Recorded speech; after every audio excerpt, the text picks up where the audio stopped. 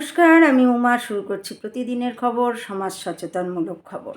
আজকের প্রতিবেদন এমন এক বাস্তব ঘটনা তুলে ধরছে যা শুধু একটি পরিবারের গল্প নয়, এটা আমাদের সমাজের, আমাদের মানসিকতার এক নির্মম অধ্যায়। ঘটনাটি আগে দেখে আসুন আপনারা।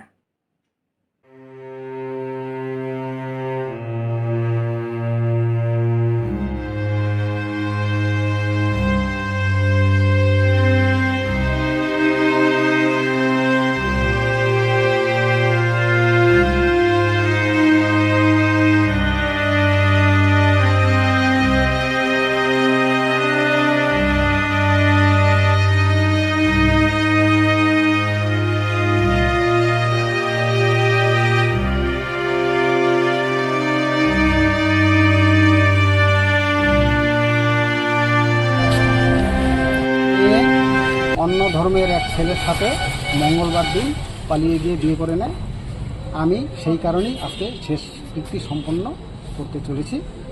এই অবধি আমি আর আপাতত কিছু বলবো না। আমার নাম নারায়ণ দে, আমার মেয়ের নাম নেহা দে। আর শ্রাদ্ধ আগামী কীবার করবো, আগামীকাল শ্রাদ্ধ করবো ধার্য করছি। তারপরে এর পরবর্তীতে কোর্টে গিয়ে আমার মেয়ের যে আইনের যেই কাজগুলো করতে হয় আমার মেয়েকে ত্যাগ করার, সেইগুলো করব। এতটুকু আমার। কবে গেছে আপনার মেয়ে? আমার মেয়ে গত মঙ্গলবারে গেল। আজকে 4 দিন হতে চললো। আজকে শুক্রবার, আজকে 4 দিন হলো। বয়স কত আপনার মেয়ের? বয়স আপাতত 26 বছর। পরে আপনার মেয়ের সাথে কথা হয়েছে?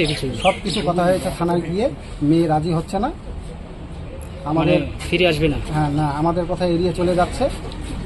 সবাই বুঝিয়েছে, আমি বুঝিয়েছি, বাবা হয়ে মা হয়ে বুঝিয়েছে, ভাই হয়ে পায়ে ধরেছে, কারো কথা রাখেনি।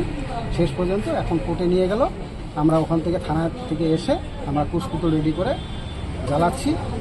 বাস এতটুকু।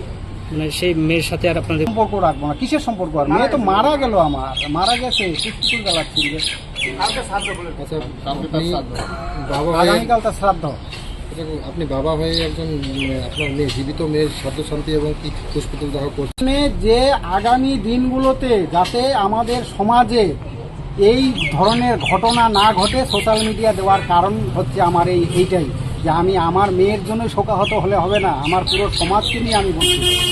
আর প্রশাসনের কাছে এটাই আমার বিবৃতি, যে প্রশাসনিক এই ব্যাপারগুলো দেখে চিন্তা ভাবনা নেও, যে পরবর্তী যেন এরকম কিছু না হয়। কিংবা মন্ত্রী লেভেলেও আমি কৃতজ্ঞতা জানাচ্ছি, যদি কোনোরকম এই ধরনের ঘটনা হয় যেন না হয়, এটাই আমার বক্তব্য। এটার যেন সুব্যবস্থা নেয়। কয় মেয়ে আপনার? আমার এক মেয়ে, এক ছেলে। এই জায়গাটার নাম কি আছে? মেয়ে বড়। এই জায়গাটার নাম ভুটকিহাট, পোস্ট অফিস ভুটকিডাঙ্গাপাড়া, থানা ভোরের আলো, জেনদে। আমার মেয়ের নাম নেহা দে।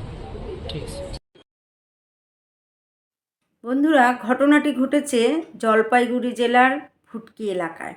ব্লকের নাম রাজগঞ্জ। একটি হিন্দু পরিবারের মেয়ে, শিক্ষিত, স্বাধীনচেতা এবং প্রাপ্তবয়স্ক, ভালোবেসে বিয়ে করেছে একজন মুসলিম ছেলেকে। কিন্তু এই সম্পর্ক মেনে নিতে পারেননি মেয়ের মা বাবা। আপনারা শুনলেন মেয়ের বাবার বক্তব্য।